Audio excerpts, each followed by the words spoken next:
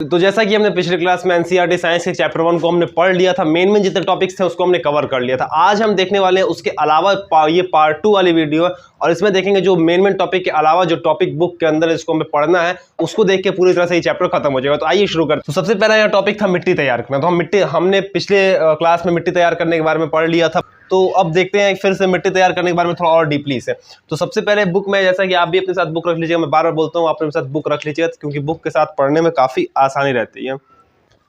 इसमें कह रहा है कि फसल उगाने से पहले मिट्टी तैयार करना एक महत्वपूर्ण कार्य है। सबसे पहला कार्य हमारा होना चाहिए कि फसल तैयार करने से पहले मिट्टी तैयार करना जरूरी होता है, क्योंकि जैसे मिट्टी अच्छी होगी तो जैसा फसल भी हमारा बढ़िया होगा। और यहाँ आपको मेन टॉपिक है जुताई। तो जुताई के बारे में समझने की सबसे ज्यादा जरूरत है, क्योंकि ये जो आपको मेन टॉपिक है मिट्टी तैयार।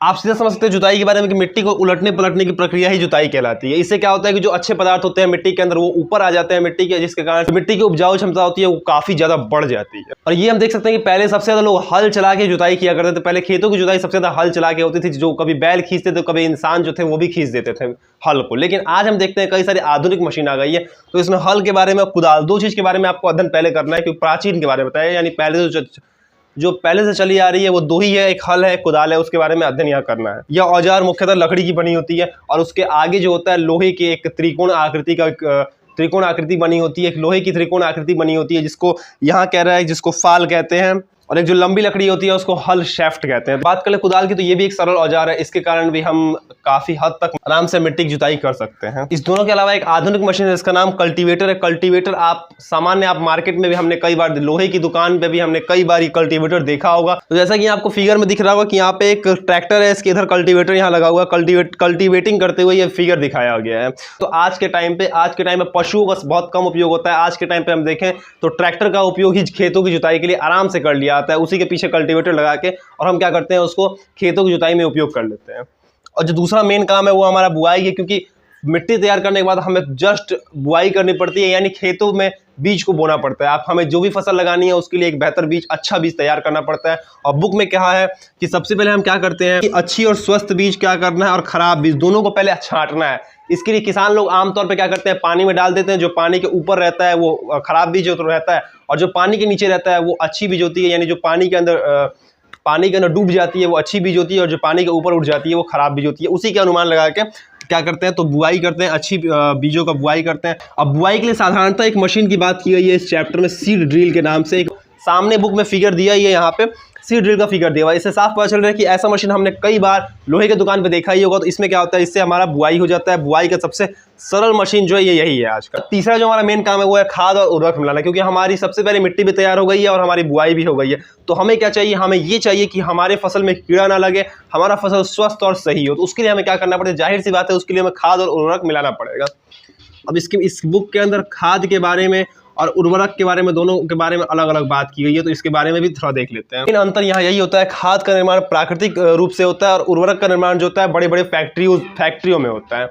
यानी जो उर्वरक का निर्माण है वो बड़े बड़ी फैक्ट्रियों में होता है, खाद का निर्माण जो है वो प्राकृतिक रूप से होता है। जैसे कि खाद में हम बात कर लें, आज के गाँव के लोग, आज के या पहले के गाँव के लोग क्या करते हैं, गाय के गोबर को खाद के रूप में उपयोग करते हैं, या फिर कई प्रकार के ऐसे खाद अपने हाथ से तैयार करके उसको हम क्या करते हैं, खाद के रूप में उपयोग करते हैं। तो उसी हम खाद कहेंगे, वो प्राकृतिक रूप से तैयार होता है, इसमें कोई केमिकल यूज नहीं किया जाता। जबकि उर्वरक के निर्माण में यहाँ आपको उर्वरक जो होते हैं इसके निर्माण फैक्ट्री में होता है, इसमें कई प्रकार के केमिकल का भी यूज किया जाता है। आज जो है खेतों में, इसको जो है खेतों में भी बनाई जा सकती है, लेकिन ये खेतों में नहीं बनता है, इसके लिए फैक्ट्री में ही इसको लेके जाना पड़ता है ताकि फैक्ट्री में बन पाए।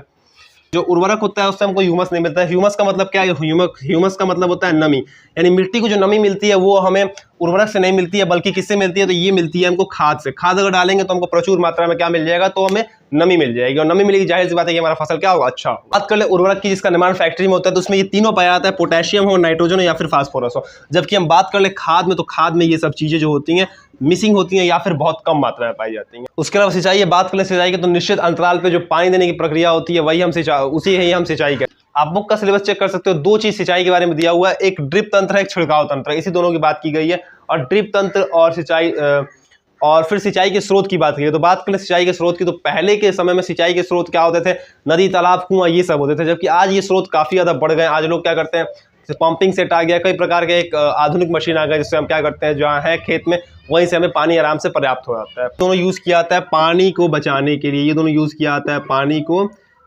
बचाने के लिए। पानी की अत्यधिक खपत को लेकर ही इस दोनों की खोज की गई है, ताकि पानी जो है बच सके। अब इसमें क्या होता है, ड्रिप तंत्र में क्या होता है कि इसमें जो पानी है वो हमारा खेतों तक बूंद बूंद करके पहुंचता है। इसमें क्या होता है कि एक फिक्स होता है, यहाँ पे बात कर ले ड्रिप तंत्र की, तो ड्रिप तंत्र में एक फिक्स होता है कि जितना फसल होता है उसके हिसाब से कि बूंद बूंद करके पानी जो है खेतों में पहुंचेगा, जिस कारण से पानी की ज़्यादा बर्बादी नहीं होती है और समय समय पे खेतों को आराम से पानी भी मिल जाता है। जिस क्षेत्र में पानी की कमी है उस क्षेत्र में आपको छिड़काव तंत्र का उपयोग किया जाता है। यहाँ पे क्या होता है कि यहाँ पे यहाँ जैसे मान लीजिए ये आपका फील्ड, जैसे मान लीजिए आपका फील्ड रहा, तो यहाँ पे एक कुआं है, यहाँ से आपको पानी आ रहा है, तो लाइन से आपको जितने फसल है उसके हिसाब से यहाँ सेट रहता है, पहले से यहाँ पे सेट रहता है। अब वहाँ पे क्या होता है कि हर जगह बस हल्का हल्का पानी का, एकदम हल्का हल्का पानी का छिड़काव होता है, ऐसे इसका नाम छिड़काव तंत्र रखा गया है। और इसमें क्या होता है कि पानी की काफ़ी ज़्यादा बचत हो जाती है। और दोनों सिस्टम की बात करें, दोनों सिस्टम के कारण क्या होता है, पानी की बचत होती है। यानी आधुनिक मशीन जो बनी है उसके कारण कहीं ना कहीं हम देखते हैं तो पानी की बचत होती है। जो हमारा पांचवा काम है वो है खरपतवार से सुरक्षा। तो खरपतवार के बारे में हमने पहले भी चर्चा की थी। तो वैसे पौधे होते हैं जो अनचाहे पौधे उगाते हैं, किसके, यानी किसी फसलों के साथ जो अनचाहे पौधे उगाते हैं उसे ही हम क्या कहते हैं, तो उसे ही हम खरपतवार कहते हैं। इससे हमारे पौधे की सुरक्षा, यानी हमारे पौधे या फसल को सुरक्षा करने की काफ़ी जरूरत होती है। अगर सुरक्षा नहीं की गई तो हो सकता है कि हमारे पौधे का पोषण जो अन्य पौधे आ रहे हैं वो ले लेंगे। खरपतवार को जो हटाने की प्रक्रिया होती है उसे हम निराई कहते हैं।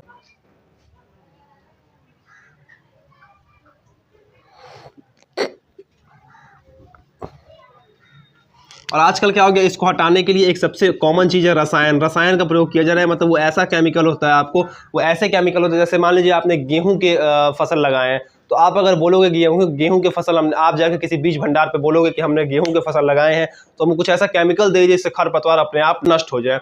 तो वहाँ पे क्या होगा, तो वो जो बीज भंडार वाले हैं वो आपको एक ऐसा सामान निकाल के देंगे जिससे आप जिसको जैसे आप छीटोगे तो गेहूं तो जैसा है आपका वैसे ही रहेगा, लेकिन आपके जो जितने भी खरपतवार है वो आराम से नष्ट हो जाते हैं। मेन काम हमारा आता है कटाई।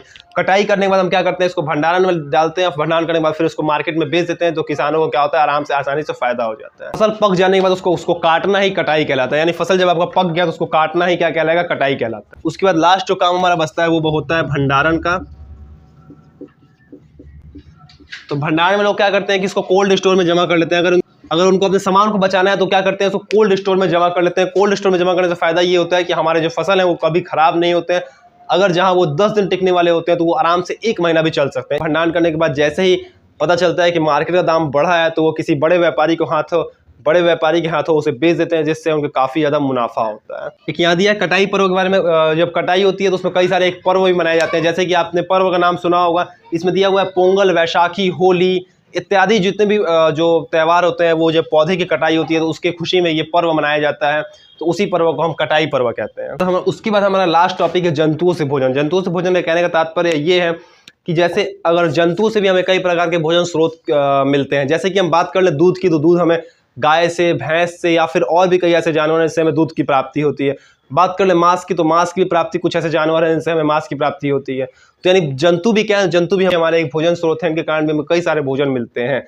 जैसे अगर दूध ना हो तो कई सारे काम, मिठाइयाँ नहीं बन पाएंगे, तो कई सारे ऐसे चीज़ें हो जाएंगे। इसलिए हम कहीं ना कहीं देखें तो जंतु भी एक बहुत बड़ा योगदान निभाते हैं हमारे भोजन स्रोत में। और इसी के साथ ये चैप्टर खत्म होता है। पिछले पार्ट 1 का वीडियो मैं डिस्क्रिप्शन में दे दूंगा, उसको भी आप जाके देख लीजिएगा और इसको भी देख लीजिएगा। दोनों देखने के बाद आपके पूरे डाउट्स आराम से क्लियर हो जाएंगे इस चैप्टर में।